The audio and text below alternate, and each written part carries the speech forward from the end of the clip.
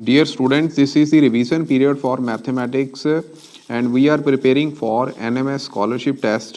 Today we will do the revision of paper that was come in 2020. So the maths subject first MCQ is flashing on your screen, that is 2 plus 3 plus 4 plus 5 into 107 is divisible by 13 only, 19 only, 7 और prime numbers मीनस जो number ਤੁਹਾਨੂੰ given ਹੈਗਾ ਇਹ 13 9 ਜਾਂ 7 ਦੇ ਨਾਲ ਭਾਗਯੋਗ ਹੈ ਜਾਂ ਅਭਾਜ ਸੰਖਿਆ ਦੇ ਨਾਲ ਕਿਸ ਹੈਗੀ ਹੈ ਇਹਦੇ ਬਾਰੇ ਅਸੀਂ ਗੱਲ ਕਰਨੀ ਹੈ ਬੱਚੋ।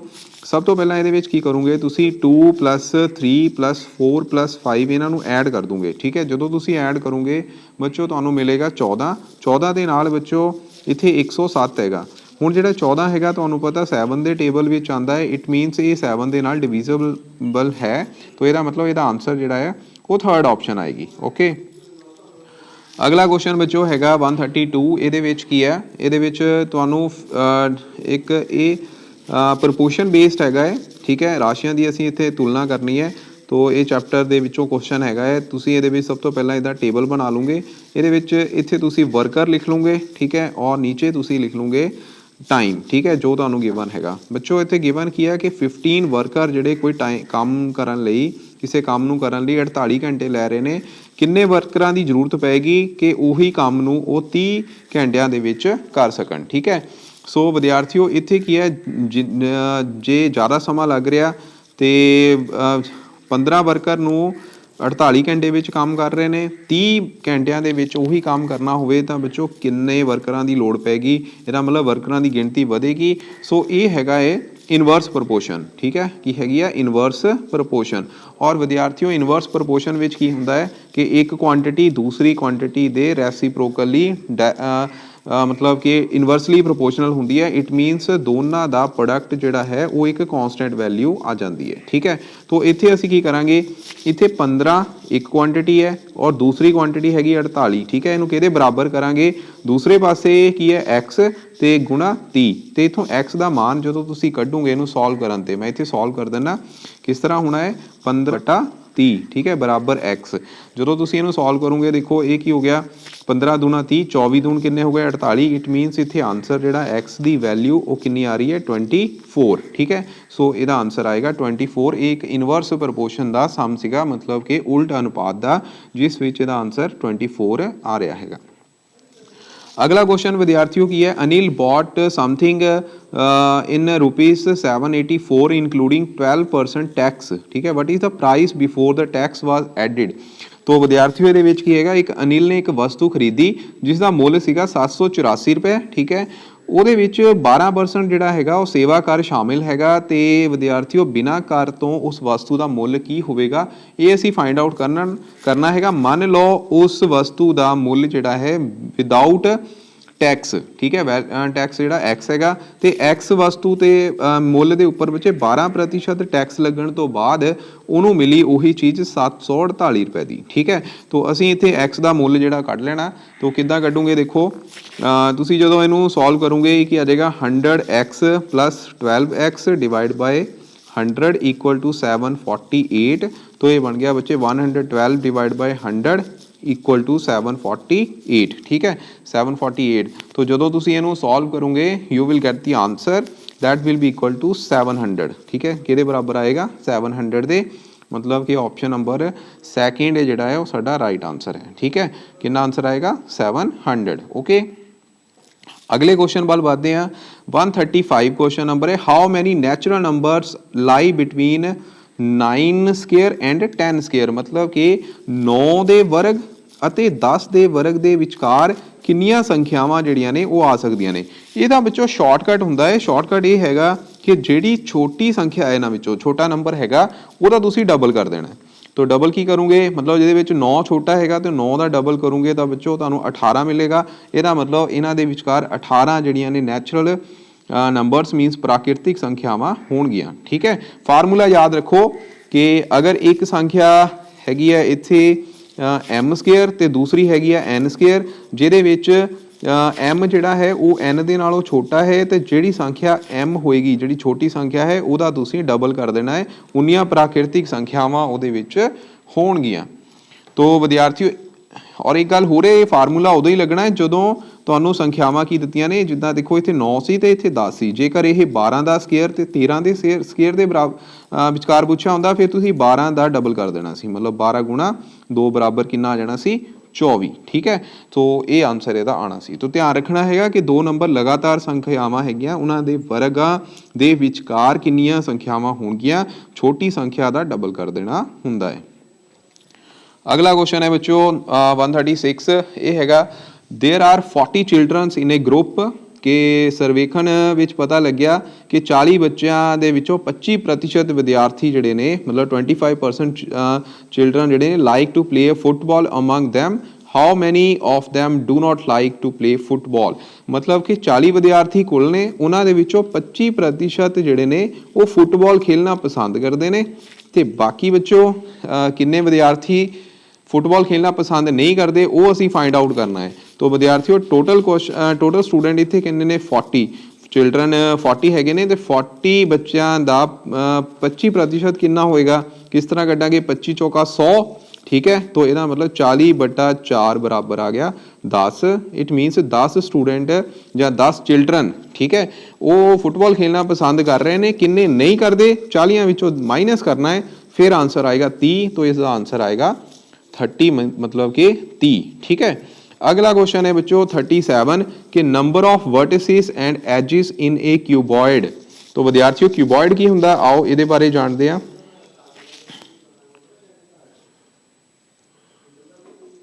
सो विद्यार्थियों ये है क्यूबॉइड। इस क्यूबॉइड दे विच वर्टिसेस जिहड़े ने वो की है 1 2 3 4 5 6 7 8 वर्टिसेस हैगे ने। वर्टिसेस का मतलब शिखर कहते हैं इन्हों। एजिस किहड़े हुंदे ने, ये बच्चों एजिस हैगे ने। ठीक है, 1 2 3 4 इदां बच्चों बाकी ने, ये टोटल गिणूगे तो ये 12 होंगे। ठीक है, जे तुहानूं नाल तुहानूं फेस पूछे होंदे, यानी कि फलक पूछे होंदे, तो फलक किन्ने होने सी, 1 2 3 4 5वां मोहरे तो 6 दे विच फलक होने सी। ठीक है, फलक नूं बच्चों असीं आखदे हां फेसिस। ओके, तो विद्यार्थियों इत्थे जिहड़े 8 शिखर हैं तो 12 ये की हैगे ने एजिस, मतलब कि किनारे। ठीक है, तो इसका आंसर जिहड़ा है वो आना है ऑप्शन नंबर 4। ठीक है, ऑप्शन नंबर 4 आएगा। अगला क्वेश्चन है 138 find the probability of getting a composite number on throwing A dice. तो विद्यार्थियों डाइस दे विच तुहानूं पासे विच पता है कि डाइस विच की लिखिया हुंदा, 1 तो लैके 6 तक संख्यावां जिहड़ियां लिखिया हुंदियां ने, जो डॉट हुंदे ने। ठीक है, पहले पासे ते 6 फेस हुंदे ने, पहले पासे ते पहले फेस के उपर की एक डॉट हुंदा है, दूसरे विच 2 डॉट, तीसरे विच 3 डॉट, चौथे विच 4 डॉट, पंजवें विच 5 डॉट, तो 6वें विच बच्चों कुल डॉट हुंदे ने 6। ठीक है, तो असीं दसना है कि कंपोजिट नंबर बच्चों हुंदा है एक भाज संख्या। तो इत्थे भाज संख्यावां किहड़ियां ने, इत्थे विद्यार्थियों भाज संख्या हैगी है 4 ते 6। ठीक है, तो अभाज किहड़ियां ने, ये 2 ते 3 ते 5, ये अभाज हैगियां ने। एक ना ही भाज हुंदी ते ना ही अभाज हुंदी है, इनू आपां कंसीडर नहीं करना है। ठीक है, तो भाज संख्यावां मतलब कंपोजिट नंबर 2 हैगियां ने, ते 2 प्रोबेबिलिटी किदां कढदे आ, कुल भाज संख्यावां बटा कुल नंबर, इत्थे 6 हैगे ने। ठीक है, 6 पासे हो गए, तो ये बन गया 1/3, इहदी प्रोबेबिलिटी आ जाएगी ऑप्शन नंबर 2। अगला विद्यार्थियों क्वेश्चन है 139, ये की है if the price of an article is increased by 20%, मतलब एक वस्तु का मुल जिहड़ा है वो 20% वधा के फिर 20% घटाया जाए। ठीक है, पहला 20% वधाता, फिर 20% घटाता, तो किन्ने प्रतिशत वाधा या घाटा होवेगा, ये विद्यार्थियों असीं फाइंड आउट करना हैगा है। सो विद्यार्थियों इत्थे सब तो पहला असीं इनीशियल प्राइस जिहड़ा वो लिखांगे। इनीशियल प्राइस इहदा मान लो 100 रुपीज़ है। ठीक है, कितना है 100 रुपीज़। इत्थे इंक्रीज कितनी की है, इंक्रीज विद्यार्थियों असीं कीता 20%। कितना 20%। अगर 20% कर देता तो बच्चों न्यू प्राइस इहदा कितना हो जाएगा, देखो न्यू प्राइस इहदा होना है 100 प्लस 20% ऑफ 100। तो 20% ऑफ 100 मतलब 100 ना इत्थे मल्टीप्लीकेशन होएगी, तो इनू जो कट्टूगे तो बच्चों तो मिलेगा 120। ठीक है, कितना मिल गया 120 न्यू प्राइस। हुण ये न्यू प्राइस से फिर की कीता 20%, फिर हाइक फिर डिक्रीज करता। ठीक है, पहला हाइक किया ही मतलब इंक्रीज किया ही, फिर डिक्रीज किया। तो विद्यार्थियों हुण न्यू प्राइस कितना बनया, ਹੁਣ ਅਸੀਂ फाइंड आउट करांगे ਹੁਣ किद्दां कढना ਹੁਣ ਸਾਡੇ ਕੋਲ 120 हो गया तो 120 ਦਾ फिर ਅਸੀਂ कढना है 20%। ठीक है तो इस तरह कढांगे 0 ਨਾਲ 0 कट गई इट मीनस ये किहदे बराबर आ गया 120 माइनस कितना 12 दूना 24। चलो तुसी माइनस किया तो ये बच्चों सानू मिलिया 96। ठीक है कितना मिलिया 96। ये न्यू प्राइस उहदा हो गया 96 रुपए। ओके तो बच्चों हुण फाइनल प्राइस 96 इनीशियल 100 सीगा इट मीनस इत्थे की हो गया इत्थे बच्चों डिक्रीज ही आई घाटा होया ना कितना घाटा होया 100 सीगा इनीशियल तो 96 रह गया तो बच्चे 4 रुपए का घाटा हो गया तो परसेंटेज जो डिक्रीज कढ़नी है तो 4/100 गुणा 100। ठीक है तो ये कितना आ जाएगा 4%। ठीक है तो 4% इत्थे असीं की लिखांगे कि इत्थे की हो रहा है घाटा हो रहा है। ठीक है 4% घाटा ये बच्चों ऑप्शन नंबर हैगी है 3rd। ठीक है डिक्रीज 4%। ओके उस तो बाद विद्यार्थियों 140th MCQ है ये है how many lines of symmetry does a equilateral triangle have. बच्चों इक्विलेटरल ट्रायंगल विच सारियां साइडां जिहड़ियां ने बराबर हुंदियां ने और सिमेट्री किद्दां हुंदी है बच्चों एक ये सिमेट्रिक लाइन मतलब समिति रेखा है एक ये वाली होगी जिहड़ियां मैं डॉटेड शो कीतियां ये भी डॉटेड ही है तो इत्थे 3 समिति रेखावां जिहड़ियां ने बच्चों आ रही ने तो इहदा आंसर 3rd ऑप्शन आएगा 3। ठीक है 3 समिति रेखावां तो विद्यार्थियों 141 क्वेश्चन के असी एक्स का मुल कढ़ना है तो इनू कढ़न लई पहला तो वैल्यू लिख लो। ठीक है ये वैल्यू की हैगी है -x/5 + 1/2 = 1/5। ठीक है जो वेरीएबल वाली वैल्यू उन्होंने एक साइड पर रहने दो बाकी जड़ियाँ वैल्यू ने दूसरी साइड लै जूंगे 1/2 जो प्लस के दूसरी साइड गए इक्वल टू के साइन दे तो बच्चों इतने माइनस का साइन आ जाएगा। ठीक है तो एलसीएम जोड़ा यदा कि 10 आ गया तो इनू जो सॉल्व करूंगे आ जाएगा 2 - 5 2 - 5 मतलब 3/10 हो गया इक्वल टू कहते हैं -x/5 दे माइनस ना माइनस कट गया तो 5 दूनी 10 हो गया यदा मतलब x का मुल बच्चों आ रहा 3/2। ठीक है कितना आ रहा है 3/2। ये बच्चों तुम ईजिली कर सकते हो पर बहुत ध्यान नाल करना होंदा है सम। ठीक है थोड़े जो भी प्लस माइनस की मिसटेक हुई तो सारा सम गलत हो जाता है।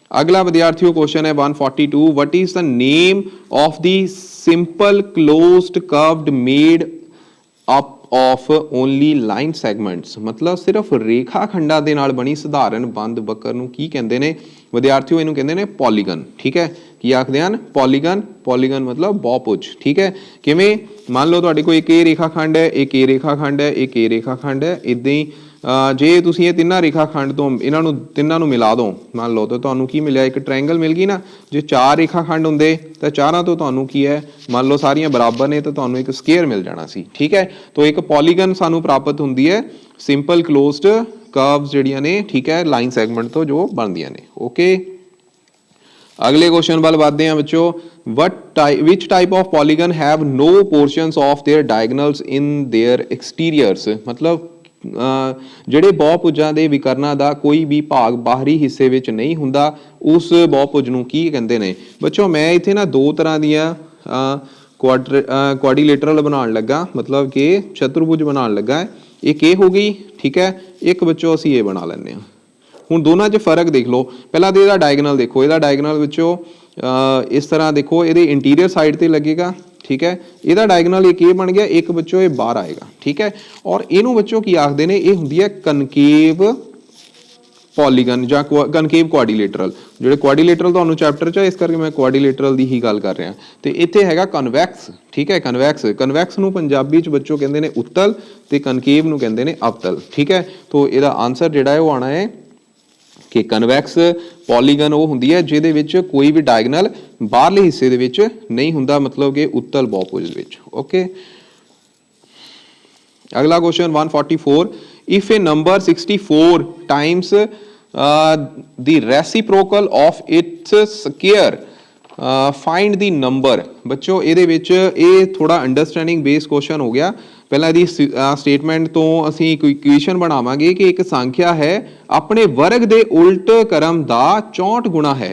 ठीक है आप एक्स मान लेने कोई संख्या क्या एक्स का वर्ग की होगा बच्चे एक्स स्केयर ते इहदा रेसिप्रोकल की आएगा एक्स स्केयर 1/x स्केयर इहदा रेसिप्रोकल भी बन गया तो इहदा बच्चे 64 गुणा अपनी संख्या के बराबर है। ठीक है उस संख्या के बराबर है मतलब एक्स के बराबर है it mean 64 = x raised to power ये कितना हो जाएगा, इत्थे ये जी 2 है वो दूसरी साइड गई तो एक्स की पावर आधार बराबर होने करके बेस जोड़े ऐड जड़ियाँ पावर है ऐड हो गई, ठीक है, बेस सेम होने करके। तो एक्स की पावर 3 आ गई। हुण 64 नूं असीं किद्दां लिख सकते, 4 की पावर 3 तुहानूं पता है, तो 3 नाल 3 कट गया, इहदा मतलब एक्स का मुल बच्चों इत्थों आ गया 4, ठीक है, की आ गया 4, इहदा आंसर सैकेंड ऑप्शन आएगी।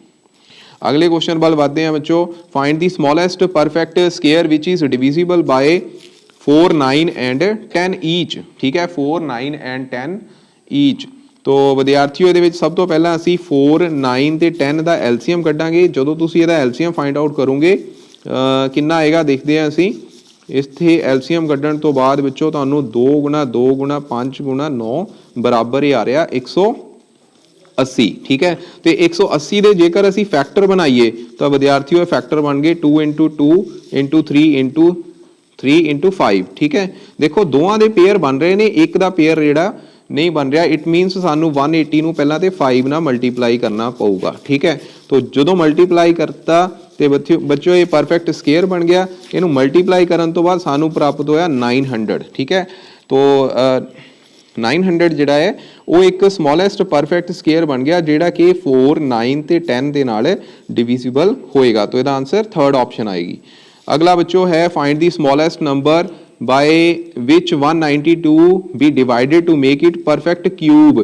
तो बच्चों ये फिर असी हुण फैक्टर बनावांगे, ठीक है। तो 192 दे जो तुसी गुणनखंड बनाओगे तो ये पहला 96 ते जाएगा, फिर जाएगा बच्चे 48 ते, उस तो बाद 24 ते, 24 तो बाद 12 ते, 12 तो बाद बच्चों 6 ते लास्ट विच 3, जिहड़ा 3 हैगा ये कल्ला बच रहा, बाकियां दे 3-3 दे ग्रुप बन रहे ने, ठीक है। 2 3 बार आ रहा, इत्थे भी 2 3 बार आ रहा, 3 जिहड़ा 1 बार आ रहा।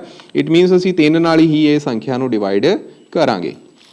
प्यारे विद्यार्थियों नैक्सट 147 क्वेश्चन है, if 75% of a number is added to 75 then the number same number is obtained as a result। Same number सानू प्राप्त हो रहा तो असी उस नंबर नू फाइंड आउट करना है। मतलब कि किसी संख्या का 75% ਉਹਦੇ ਵਿੱਚ 75 जोड़िया जाए तो नतीजे ਵਿੱਚ ਉਹੀ संख्या प्राप्त हो रही है। तो विद्यार्थियों असी वो नंबर जिहड़ा है ਉਹਨੂੰ मान लेना x, तो x का 75% ਵਿੱਚੋਂ कितना होएगा 75% का मतलब x by 100, ठीक है, x by 100 इंटू 75। तो ये जो 75 जोड़ते हैं तो सानू ਉਹੀ संख्या मतलब x प्राप्त हो रही। बच्चों ये तुहानू पता 25 ते कट रहा, 25 तिया 75, 25 चौका 100, मतलब ये आ गया 3x by 4 plus 75 equal to x। इनू असी हुण x ਲਈ सॉल्व करांगे तो किस तरह करांगे, x minus 3x by 4 equal to 75 हो जाएगा। तो विद्यार्थियों जो इहदा एलसीएम लैके तुसीं इहनू सॉल्व करदे हो तो ये तुहानू मिलेगा 1/4, ठीक है, 1/4 इंटू एक्स बराबर 75, ठीक है। तो यदा मतलब एक्स का मुल इतों मैं इतने लिख रहा, एक्स का मुल कितना आ गया 75 गुणा 4 बराबर कितना आ जाएगा 300, ठीक है, कितना मुल आ गया 300। तो यदा आंसर आएगा थर्ड ऑप्शन, ठीक है, 300। अगला क्वेश्चन है बच्चे 148 कि अगर तुसी तुहाडे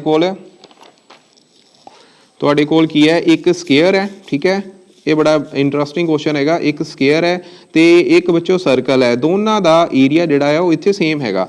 मान लो ये स्केयर जिहड़ा इहदी साइड हैगी आ ए, सारियां साइडां बराबर होंदियां तुहानूं पता, तो इहदा रेडियस मान लैने बच्चों आर, ठीक है। असी पूछना है ratio of length of the side, मतलब ए ते रेडियस यानी कि आर, इन्हां दी रेशो जिहड़ी आ वो दसनी हैगी। तो विद्यार्थियों जेकर इन्हां दा एरिया बराबर है तो एरिया स्केयर का एरिया की हुंदा है साइड इंटू साइड, मतलब ए स्केयर इक्वल टू सर्कल का एरिया हुंदा है पाई आर स्केयर, ठीक है, पाई आर स्केयर। ये बन गया बच्चों ए स्केयर, इत्थे आ गया पाई आर स्केयर। तो a square by r square equal to pi दे बराबर आ गया, इहदा मतलब ए बाय आर आ गया square root pi divide by 1, ठीक है। तो इन्हां दी रेशो जिहड़ी है स्केयर रूट पाई बाय 1 आ रही है, मतलब ऑप्शन नंबर फर्स्ट, ठीक है जी।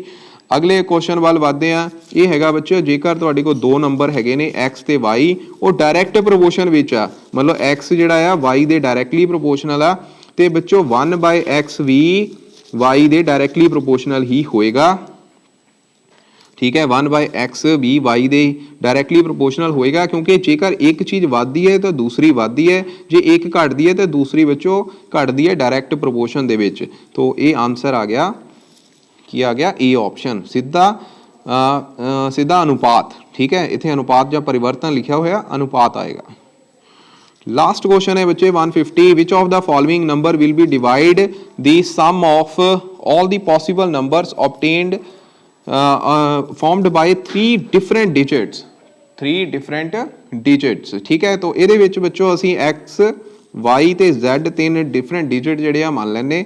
हुण बच्चों इत्थे तुहानूं एक ना थोड़ा जिहा काम करना पैना, तुसीं इत्थे एक्स वाई ते Z इस तरह लिख लो, ठीक है।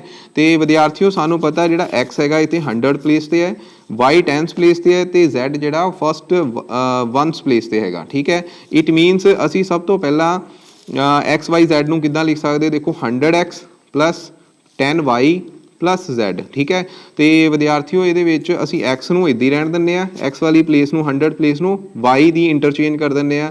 तो किद्दां चेंज करांगे, देखो 10Z प्लस वाई इस तरह लिख दांगे। इदां बच्चों हुण असी 100y हुण वाई दी प्लेस चेंज कर दईए, तो एक्स दी बच्चों इत्थे की लिखांगे 10x प्लस Z। सिमिलरली बच्चों 100y नूं एज इट इज लिख दो 10Z प्लस x, ठीक है। थोड़ा जिहा औखा सम हैगा, पर जे तुसीं ध्यान ना करो तो बहुत ईजी तरीके नाल कर सकते हो। तो ये बच्चे 100Z आ गया, इस तो बाद इत्थे कितना आ गया 10y प्लस x और 100Z प्लस इत्थे क्या आ गया 10x प्लस y, ठीक है। तो ये सारियां पॉसीबल नंबर बन गए एक्स वाई Z नूं इंटरचेंज करन तो बाद। हुण जदों सारियां नूं तुसीं ऐड करोगे तो विद्यार्थियों इत्थे आ जाएगा 222x plus 222y plus 222Z, ठीक है। जो सारे ऐड कर दो, ओके, यदा मतलब ये 222 जिहड़ा है वो सारियां दे विच की आ रहा है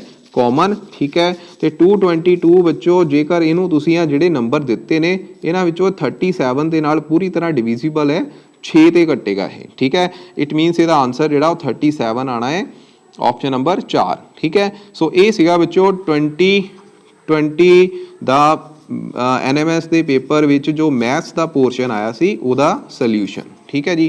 थैंक यू बच्चों।